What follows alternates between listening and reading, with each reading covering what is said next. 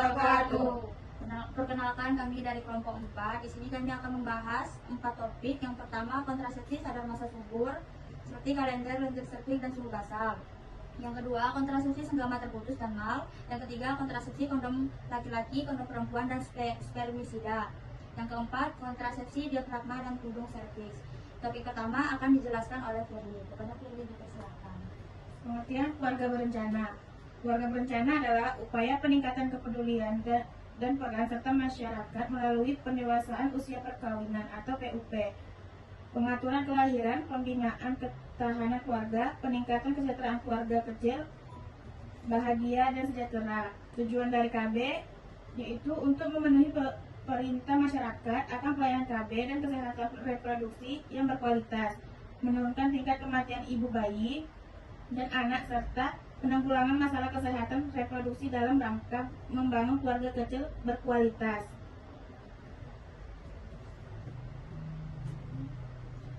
Kontrasepsi sadar masa tubuh, juga dikenal sebagai metode kalender atau metode siklus, adalah metode kontrasepsi alami di mana seseorang menggunakan pengetahuan tentang siklus menstruasi untuk menentukan periode kesuburan dan infertilitas. Metode ini melibatkan pemantauan dan pencatatan siklus menstruasi untuk mengidentifikasi hari-hari yang paling subur dan kurang subur selama siklus. Langkah-langkah umum dalam bekerja kontrasepsi sadar masa tubuh yaitu dengan metode kalender. Yang pertama itu mencatat siklus menstruasi.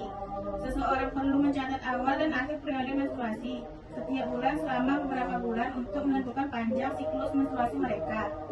Yang kedua itu mengidentifikasi hari subur dengan menggunakan data siklus menstruasi yang telah dicatat. Biasanya hari-hari subur jatuh sekitar pertengahan siklus, sekitar 14 hari sebelum periode berikutnya dimulai. Yang ketiga itu menghindari hubungan seksual selama hari subur. Untuk mencegah kehamilan, perlu menghindari hubungan seksual selama periode kesuburan. Yang keempat itu keakuratan dan konsistensi. Keberhasilan kontrasepsi metode kalender sangat tergantung pada keakuratan dan konsistensi dalam mencatat siklus menstruasi dan mengidentifikasi hari-hari subur. Penting untuk diingat bahwa metode kontrasepsi sadar masa tubuh tidak seefektif metode kontrasepsi hormonal atau penghalang seperti pil KB atau kondom. Metode ini memerlukan komitmen dan pemahaman yang baik tentang siklus menstruasi untuk menghindari kehamilan yang tidak diinginkan. Selanjutnya, metode lendir serviks. Saat seorang wanita berada dalam periode subur, lendir serviksnya akan berubah. Lendir serviks akan menjadi lebih encer, licin, dan elastis untuk membantu sperma bergerak lebih mudah menuju sel telur yang mantap. Wanita yang menggunakan kontrasepsi sadar masa subur akan memantau tekstur, warna, dan konsistensi lendir serviks setiap hari. Ketika lendir serviks menunjukkan tanda-tanda kesuburan seperti lendir yang bening, licin, dan elastis, wanita tersebut harus menghindari hubungan seksual jika tidak ingin hamil. Kemudian metode suhu basal. Suhu basal adalah suhu tubuh wanita saat istirahat total. Biasanya diukur saat bangun tidur di pagi hari sebelum melakukan aktivitas fisik atau berbicara. Suhu basal cenderung sedikit lebih rendah sebelum ovulasi dan sedikit lebih tinggi setelah ovulasi.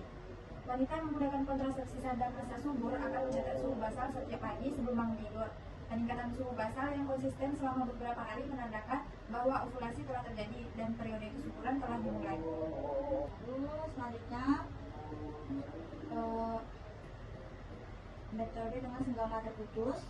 Senggama terputus adalah metode keluarga berencana tradisional di mana pria mengeluarkan alat kelaminnya atau penis dari vagina sebelum pria mencapai ejakulasi.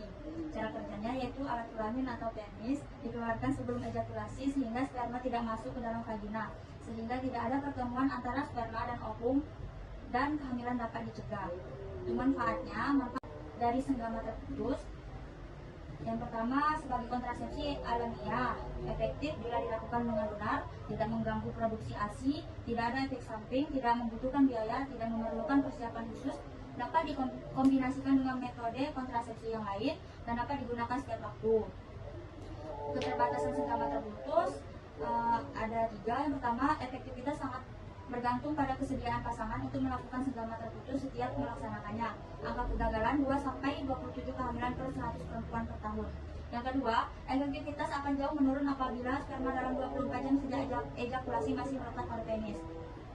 Yang ketiga, memutus kenikmatan dalam berhubungan seksual. Untuk indikasi pengguna senggama terputus, yang pertama, suami yang ingin berpartisipasi aktif dalam keluarga berencana. Yang kedua, pasangan yang taat beragama atau mempunyai alasan filosofi untuk tidak memakai metode ini. Yang ketiga, pasangan yang memerlukan kontrasepsi dengan segera. Yang keempat, pasangan yang memerlukan metode sementara sambil menunggu metode yang lain.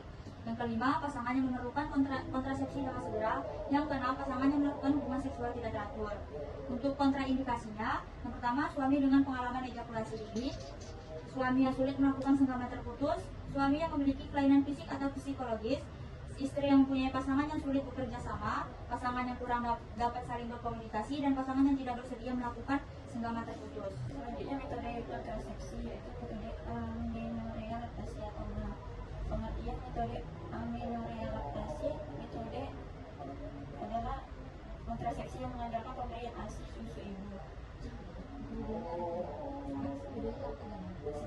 secara eksklusif, artinya hanya diberikan ASI tanpa tambahan makanan atau minuman apapun lainnya. Keuntungan metode amenorrea laktasi menurut dia dan Sujiatini, keuntungan MA yaitu keuntungan kontrasepsi efektif tinggi keberhasilan 98% pada 6 bulan pasca persalinan. Yang kedua, segera efektif. Yang kedua, keuntungan dalam kontrasepsi untuk bayi mendapatkan kekebalan pasif, mendapatkan antibodi perlindungan yang aktif, sumber asupan gizi yang terbaik dan sempurna untuk tumbuh kembang bayi yang optimal, terhindar dari keterpaparan terhadap kontaminasi dari air, susu lain atau formula atau alat minum yang dipakai. Untuk ibu, mengurangi pendarahan pasca persalinan, mengurangi resiko anemia, meningkatkan hubungan psikologi ibu dan bayi. Yang C, keterbatasan mal. Keterbatasan kontrasepsi mal menurut Afandi. 1. Perlu persiapan sejak perawatan kehamilan agar segera menyusui dalam 30 menit pasca persalinan. 2. Mungkin sulit dilaksanakan karena kondisi sosial. 3. Efektivitas tinggi hanya sampai kembalinya haid atau sampai dengan 6 bulan. 4. Tidak melindungi terhadap IMS termasuk virus hepatitis B atau HBV dan HIV/AIDS. Indikasi penggunaan mal yaitu menurut dia dan Sujiatini yang dapat menggunakan mal yaitu ibu yang menyusui secara eksklusif, bayinya berumur kurang dari 6 bulan dan belum mendapatkan haid secara melahirkan. Kontraindikasi penggunaan mal yaitu sudah mendapatkan haid setelah melahirkan, tidak menyusui secara eksklusif, bayi sudah berumur lebih dari 6 bulan, bekerja dan terpisah dari bayinya lebih lama dari 6 jam. 2. Metode keluarga berencana. Metode keluarga berencana alami atau KBA menurut Afandi adalah ibu harus belajar mengetahui kapan masa suburnya berlangsung. Efektif bila dipakai dengan tertib, tidak ada efek samping, dan pasangan secara sukarela menghindari senggama pada masa subur untuk mencapai kehamilan. Selanjutnya, kondom. Pengertian kondom merupakan selubang salur pipis yang terbuat dari bahan karet yang digunakan sebagai salah satu metode kontrasepsi atau alat untuk mencegah kehamilan dan atau mencegah penularan penyakit kelamin pada saat berseragama. 2. Jenis-jenis kondom. Jenis-jenis kondom antara lain kulit terbuat dari membran khusus menjadi bilik, tidak melenggang atau memperoleh menjamur. Ini sensitivitas segama harganya lebih mahal. B. Latex kondom ini paling banyak dipakai karena yang bertujuan untuk menonaktifkan atau membunuh sperma yang dikemas dalam bentuk aerosol atau busa, tablet vaginal, suppositoria atau bisofables dan krim. Efek samping dari penggunaan spermisida itu adalah terlalu sering dapat mengiritasi vagina dan kulit sekitarnya, meningkatkan risiko infeksi saluran kencing karena spermisida dapat mengganggu keseimbangan bakteri di dalam tubuh. Kelebihan dari spermisida adalah efektif ketika berubah menjadi busa atau krim yang tidak mengganggu produksi ASI. Bisa digunakan sebagai pendukung metode kontrasepsi lain, mudah digunakan, meningkatkan lubrikasi selama hubungan seksual, tidak perlu resep dokter atau pemeriksaan khusus, tidak mengganggu kesehatan, dan tidak mempunyai pengaruh sistemik. Selanjutnya adalah keterbatasan dari spermisida, yaitu adalah efektivitasnya kurang efektivitas dan kontrasepsi bergantung pada kepatuhan mengikuti cara penggunaan, memerlukan motivasi keberlanjutan dengan memakai setiap berhubungan seksual.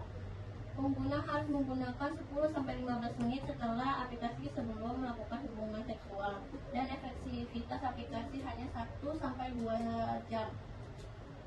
Kinerja dari spermisida yaitu adalah pertama adalah menyebabkan membran sperma terpecah yang akan memperlambat pergerakan sperma dan menurunkan kemampuan pembuahan sel telur.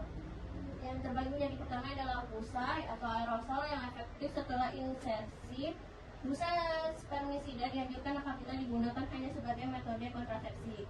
Selanjutnya ada tablet vagina, suppositoria, dan film yang penggunaannya disarankan menunggu sekitar 10-15 menit sesudah dimasukkan sebelum berhubungan sosial. Selanjutnya adalah jenis spermisida jelly yang hanya digunakan dengan diafragma. Selanjutnya diafragma. Apa itu diafragma? Diafragma merupakan salah satu jenis alat kontrasepsi atau KB yang dapat digunakan untuk menghindari kehamilan. Ini adalah sepotong silikon lembut berbentuk kubah. Diafragma dimasukkan ke dalam vagina sebelum berhubungan seks. Posisinya harus menutupi leher rahim atau bagian bawah rahim. Hal ini mencegah sperma masuk ke dalam rahim. Bagaimana cara kerja diafragma? Saat berhubungan seks, diafragma menghentikan sperma memasuki rahim. Ini membentuk penghalang fisik antara sperma dan sel telur. Diafragma harus tetap di tempatnya setidaknya selama 6 jam setelah berhubungan seks. Jangan biarkan diafragma berada di dalam lebih dari 24 jam. Itu perlu dikeluarkan dan dicuci selama 24 jam. Jenis diafragma apa yang tersedia? Cahaya adalah salah satu jenis diafragma yang tersedia di Australia. Harus menggunakan gel asam laknat yang disertai dengan diafragma. Gel harus ditempatkan pada kubah diafragma. Letakkan 4 mili gel pada sisi yang menghadap leher rahim. Cahaya hadir hanya dalam satu ukuran dan cocok untuk sekitar 8 dari 10 pengguna. Seberapa efektivitas diafragma sebagai alat kontrasepsi? Diafragma bekerja cukup baik jika dipasang dan digunakan dengan baik. Namun alat ini tidak seefektif alat kontrasepsi implan atau kontrasepsi dalam rahim atau IUD. Biasanya hanya kurang dari satu dari 5 orang yang menggunakan diafragma akan hamil. Bila digunakan dengan metode penghalang lain seperti kondom, diafragma lebih efektif mencegah kehamilan. Apa kelebihan dan kekurangan diafragma? Beberapa keuntungan utama diafragma adalah tidak mengandung hormon apapun. Selanjutnya hanya perlu digunakan sekitar waktu berhubungan seks. Dapat digunakan lebih dari 1 kali. Yang terakhir, hemat biaya. Kerugian utama diafragma adalah metode ini kurang efektif dibanding metode kontrasepsi lainnya. Beberapa wanita merasa diafragma sulit dipasang dan beresiko salah memasangnya. Yang ketiga, mereka harus